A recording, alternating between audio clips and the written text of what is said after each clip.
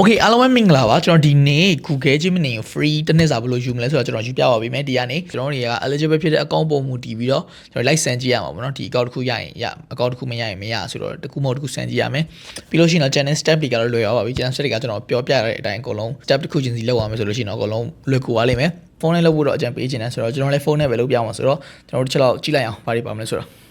Okay ကျွန်တော်တို့ပထမဆုံးမှာလို့ကျွန်တော်တို့ VPN တစ်ခုဖွင့်အောင်လို့လေ VPN ကကျွန်တော် American VPN သုံးအောင်ပါမယ်နော်ကျွန်တော်ကတော့ဒီ VPN သုံးတယ် Windscribe ကိုသုံးတယ် Windscribe ကိုတောင်းမယ်ဒီလိုပေါင်းရမှာနော် Windscribe VPN W ပုံစံနဲ့အဲ့ဒီဟာကျတော့ကျွန်တော်ကိုယ်တိုင်တောင်းမိသားဆိုတော့ကျွန်တော်ထပ်တောင်းကြတော့မလိုပါဘူး VPN ကို American server ရွေးထားပြီးရ American student ကိုပေးတာပဲကြောင်းမလို့ကျွန်တော် American server ကိုရွေးပေးရပါမယ် VPN ကြော်ပြီးဆိုလို့ရှိရင်ကျွန်တော်တို့ဒီခါလေး Safari ကိုသွားမယ် Safari ရဲ့ Google ဖြစ်ကျွန်တော်သွားမယ် Google မှာကျွန်တော်ဘာသွားရှာမလဲဆိုတော့ Gemini student လို့ရှာမှာပေါ့နော် Gemini student ပြီးလို့ရှိရင်ကျွန်တော်တို့မှာ Gmail အကောင့်က2ကောင့်3ကောင့်4ကောင့်လောက်ရှိတော့အဆင်ပြေရဲပါတော့ဘာလို့ဆိုတော့ကျွန်တော်တို့ Gmail တစ်ခုပြီးကျွန်တော်တို့စမ်းရမှာဆိုတော့ဗျာ guest student offer ပြန်နှိမ့်မယ်ကျွန်တော်တို့ရဲ့ဘေးအကောက်က eligible ဖြစ်လဲဆိုတော့ကျွန်တော်တို့တစ်ချက်လောက်ကြည့်ရမှာဗျာဆိုတော့ကျွန်တော် channel အကောက်တွေကျွန်တော်ဖွင့်ကြည့်လိုက်တယ်ကျွန်တော်တခြား Gmail အကောက်တွေကျွန်တော် personal အကောက်တွေဆိုတော့ကျွန်တော်ဖွင့်လို့မရဘူးပေါ့နော်ဖွင့်လို့မရဘူးဆိုတော့ကျွန်တော်ဒီမှာကျွန်တော်တကောက်ရွေးလိုက်တဲ့အချိန်မှာကျွန်တော် email တစ်ကောက်က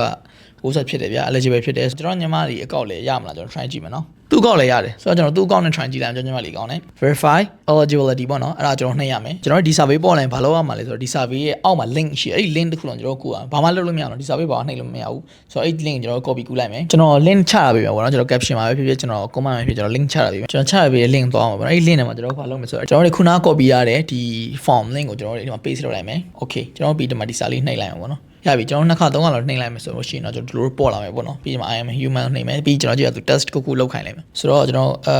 ဒါရွှေ့ရမှာထင်တယ်ဟုတ်ပြီဒီမှာ stream close ဆိုတာပြောရည်ကွာအဲ့ stream close ဆိုတာပေါ်ပြီးကျွန်တော်ကရပြီကျွန်တော်ဘာမှလုပ်ကြမလို့ပြီးကျွန်တော်ခုန page ကိုပြန်သွားဘာဖြစ်လို့မပေါ်လာသေးကျွန်တော် page ကို refresh လုပ်လိုက်မယ်ဗျာကျွန်တော် page ကို refresh လုပ်လိုက်အောင် okay you have been verified ပြောပြီ you have been verified ဖြစ်ကျွန်တော်တို့က get Google AI Pro လုပ်လိုက်အောင်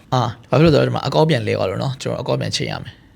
သူတို့ပေါ်လာတယ်ဟုတ်ဆိုတော့ကျွန်တော်ညမလေးကောင်ကျွန်တော်ပြန်ချိန်လိုက်မယ် guest student offer ပြန်နှိပ်မယ် okay ဒါမှကျွန်တော်တို့တွေကလိုလာပြီကျွန်တော်တို့ဘာလုပ်ရမလဲဆိုတော့ကျွန်တော်တို့ cat ခုပေးရမှာရဘာလို့ဆိုတော့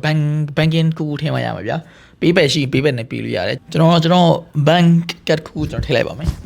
နောက်တစ်ခုကျွန်တော် billing address ကကျွန်တော်တို့ဒီ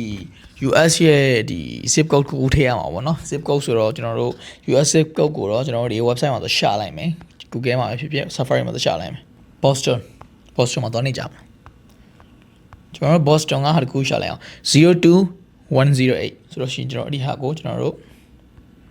02108ကိုကျွန်တော်တို့ထည့်လိုက်မယ် zip code နေရာမှာဆိုလို့ရှိရင်ဒီမှာပြီးလို့ရှိရင်ကျွန်တော်တို့ဒီ cat detail ဘာညာအကုန်ကျွန်တော်တို့ထည့်လိုက်မယ်ကျွန်တော်မှရှိပြီသားဆိုတော့ကျွန်တော်အကုန်ထည့်ပလိုက်မယ် okay အကုန်ပြီးတော့ကျွန်တော် save ကိုနှိပ်လိုက်မယ် okay ပြီးလို့ရှိရင်ကျွန်တော်တို့ဒီမှာရပြီ subscription on pay ဖြစ်ပါပြီဆိုလို့ရှိရင်ကျွန်တော် subscribe ခါရလောက်လိုက်အောင်12လကျွန်တော် free ရပြီပေါ့နော်တခါတည်းမှာပြီးလို့ရှိရင် okay ကျွန်တော်12လ free ရပါပြီဆိုတော့အခါနာ remember မလုပ်တော့ဘူးဘာလို့လဲဆိုတော့ website မှာအရင်အနေများတယ်နောက်ဆိုလို့ရှိရင် go to Gemini ဆိုအကောက်ရပါပြီ